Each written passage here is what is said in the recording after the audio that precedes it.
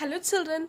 So, today we are gonna continue with universal law of gravitation, where yesterday we have studied till gravity, and today we are gonna continue with universal law of gravitation. Okay, so before getting into the topic that is universal law of gravitation, we have to know who gave this theory. So, Sir Isaac Newton was the volunteer who worked and given lots and lots of contribution towards physics, isn't it? We have already gone through that force and laws of motion also. In the previous chapter, he has given so many laws. Newton first law, Newton second law, and Newton third law of force and laws of motion, as well as he has worked in the chapter motion as well. So here he has given the universal law of gravitation.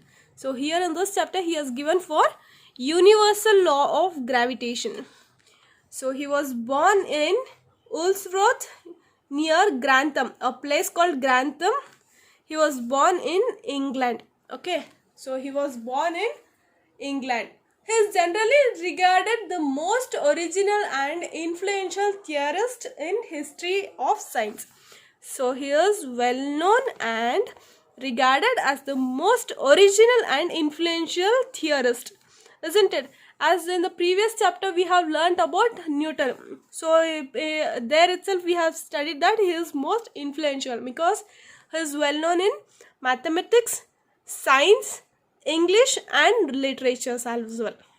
So again here he has given influential theorist in history and science.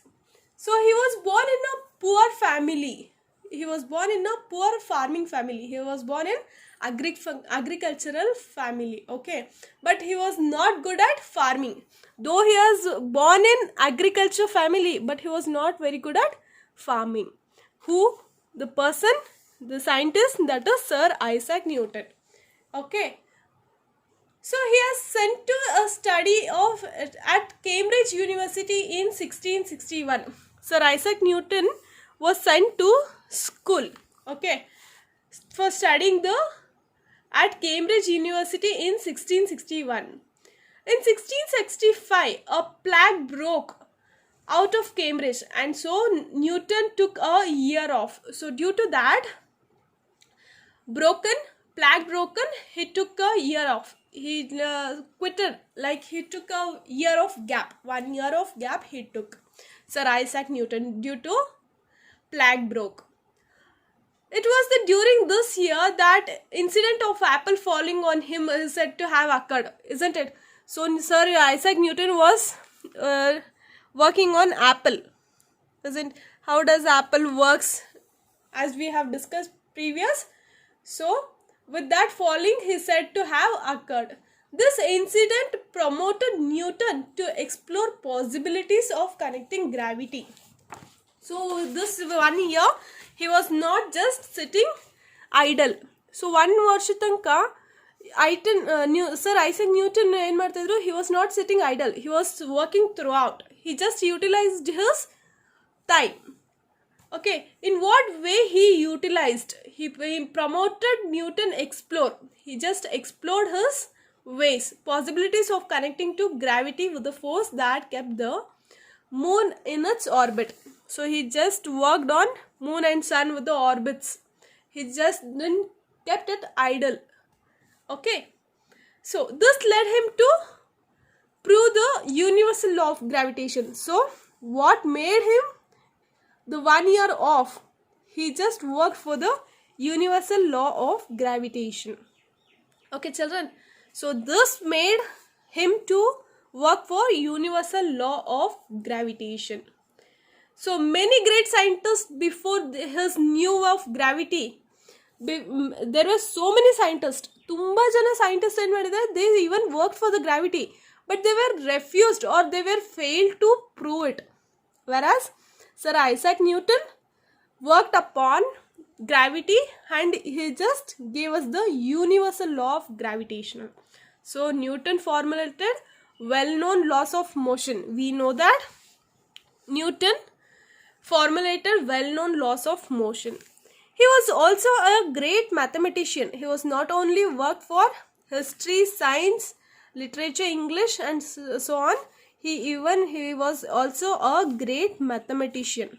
Okay, he was great mathematician when Newton formulated the well-known laws of motion. We have already studied about motion.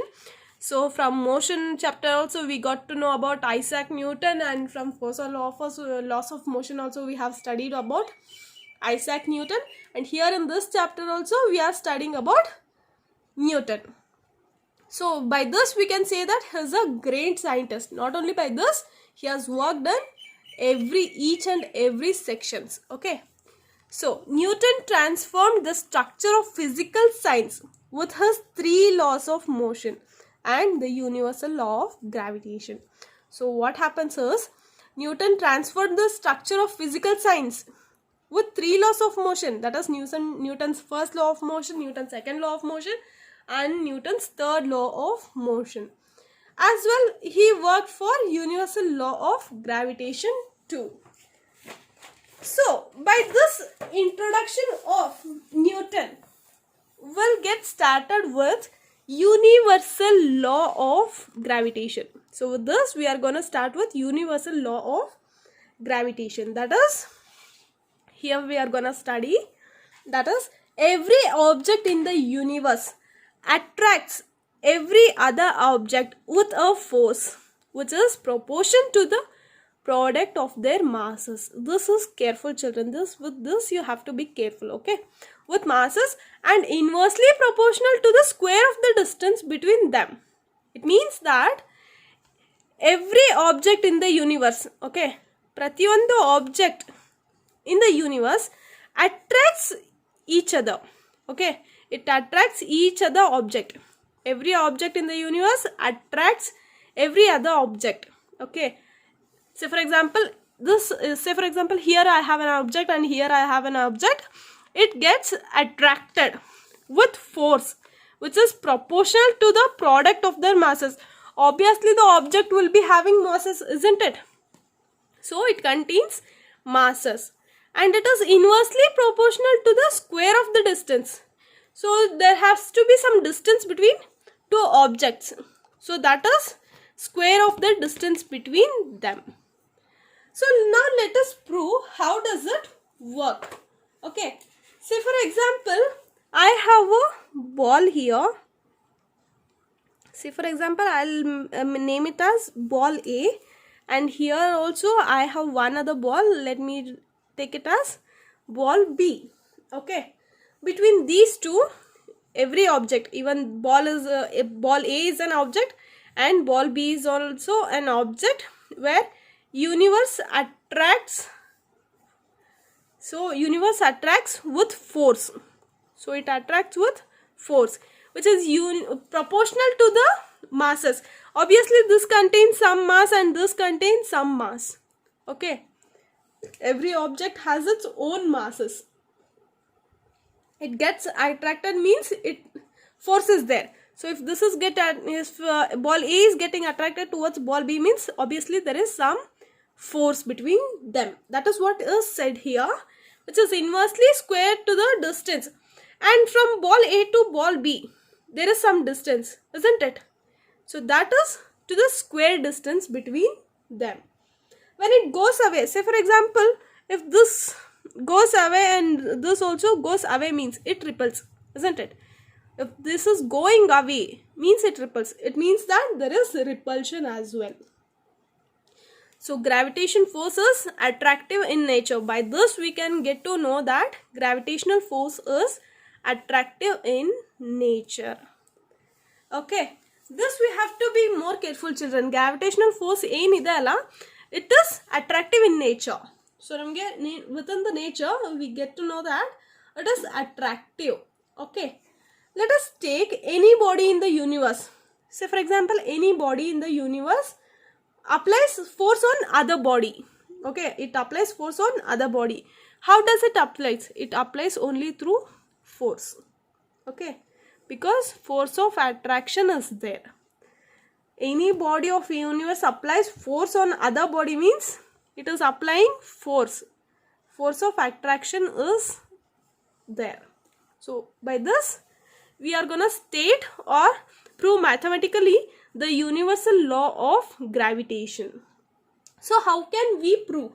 Let us see how can we prove the universal law.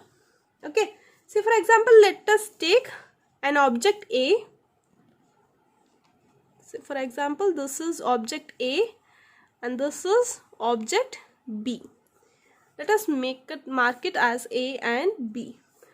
This is the force. Okay, this is the force. This is the force applying, and it may also repel. It may also repel, means it is repulsion is also there. So what is the here from A to B we have some distance, that we are taking in square of the distance. So we are taking with square of the distance. Okay, so now let the two objects A and B of masses, taking mass, we'll consider mass for ball A or the object A as capital M, that is mass, and for B let us take it with small m, the mass. Okay, and lie at distance from each other, we have taken it as D to the square we have taken. Okay, so we have taken with the square according. So or with two objects there is some force. According to universal law of gravitation, force between two objects of gravitation, two objects is directly proportional to product of the masses. Okay, because product of the masses was also given here. So how we'll take it? Let us write it like this. So force is equals to mass. Okay, mass into mass. So this is, we are just checking with the capital and small m. Okay, so let us consider force is equals to mass as equation 1. Okay, let us consider as force is equals to mass into mass, that is for equation 1. And the force between two objects is inversely proportional to square distance. Here we have seen it is inversely proportional to square of the distance. So we need to take again, that is F is equals to 1 by d square. So let us take this as equation number 2. Okay, let us take as, because this is inversely proportional, so the proportional symbol is like this. Okay children, the proportional symbol is like this, so you need to write it like this. Okay, force is proportional to mass into mass of their mass products, that we have given it as equation 1, and force is inversely proportional to square of the distance, that we are written as 1 by d square for the equation 2. So now let us combine these two. Now let us combine these two. By combining these two, we can write it as F is proportional to mass into mass divided by d square, where 1 is negligible. So we have taken it as m into m divided by d square. So we can take this as equation 3, or even we can write this as F is equals to gravitational, where G is gravity, gravitational constant. Okay, so m into m divided by d square. So where is G constant of proportionality and is called the universal gravitational of constant. By multiplying crosswise we can get this. So I hope children this you have understood. Okay, with this you people have understood that F is inversely proportional to mass into mass, and F is inversely proportional to 1 by d square. Okay, now let us see how does it work. By combining with both we have got this equations. Okay, with other method also let us prove how does it work. So let us take like this. We have to, children, see this line what I am gonna write here, this with this you have to be very careful. That is, you need to write this in examination, that consider two bodies of masses m and m and distance, and also distance, that is you can take it as d. Okay, this you have to make sure that you need to write this. Consider two bodies of masses m and distance of d. Okay, so for example, here taking A and taking object B with the force is applying F. Okay, so distance is D. With other method, so F is inversely proportional to m, and m we got to know, that is equation 1. And again, which is inversely proportional to 1 by d square, that is for equation 2. We are gonna combine this. Okay, we are gonna combine these two. When we combine, we get F is inversely proportional to m into m divided by d square, where F is equals to G. What is G? That is what we are gonna discuss. So again, I'm explaining you this. Okay, it is d square, where what is G? G, you can ask me what is G. So what does G means? G is the gravitational constant. So G is the gravitational constant. Okay children, so G is gravitational constant. See, even the question may arise, okay, prove G or define G, anything they may ask. So now let us see how does it work. So F is equals to G mass into mass divided by d square. This is the formula that we have got. So taking G aside, so it will be force is gonna go, this will be force is going to the other side.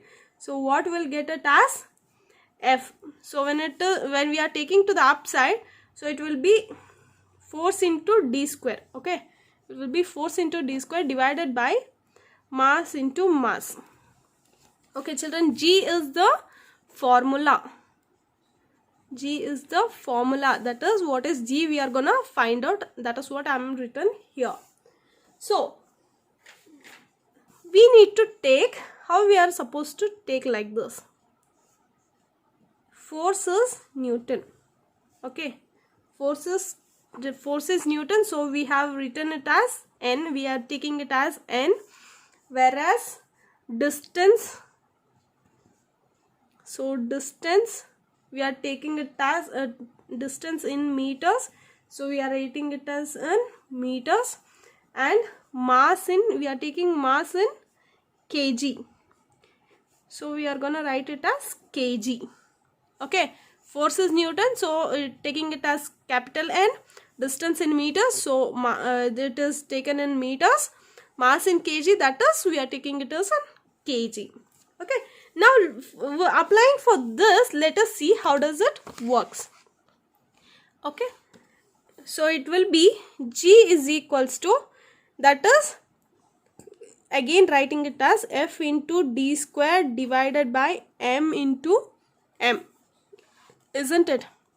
For this I am gonna apply now.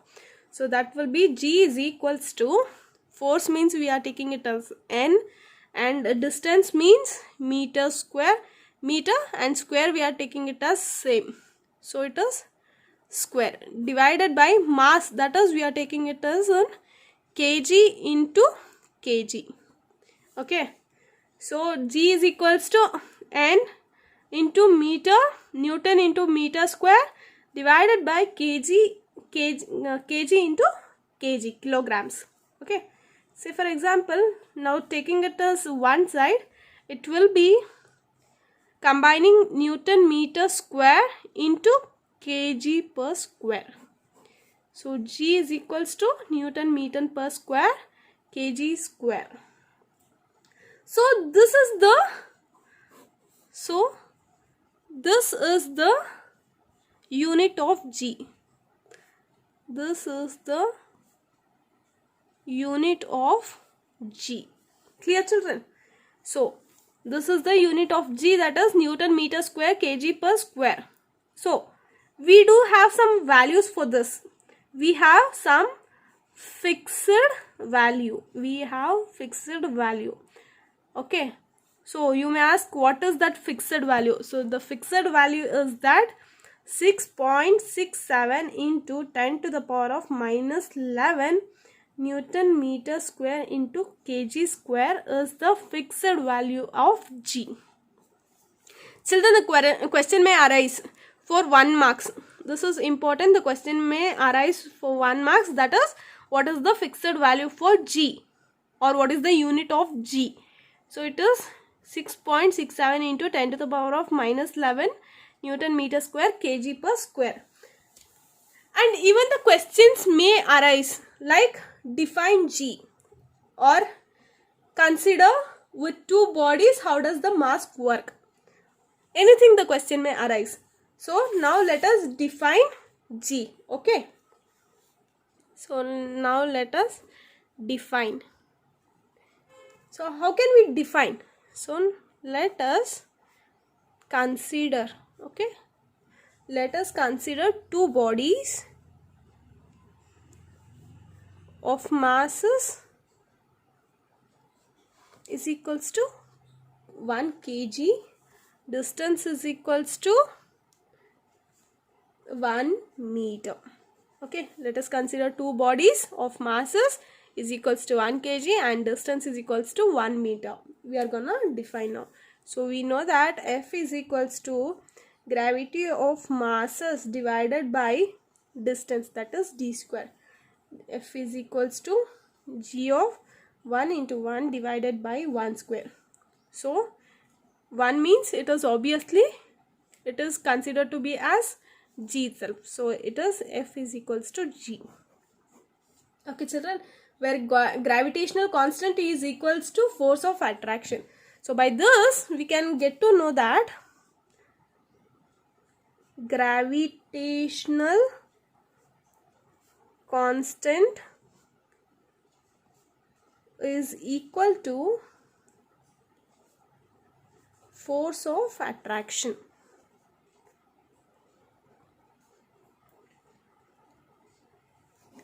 So by this equations it is proved that universal law of gravitational. So with this equations Newton proved that this is the universal law of gravitational. So I hope children you are clear with these things. If any doubts you can contact me. Thank you so much, and tomorrow we are gonna continue with next topic. Okay, thank you so much.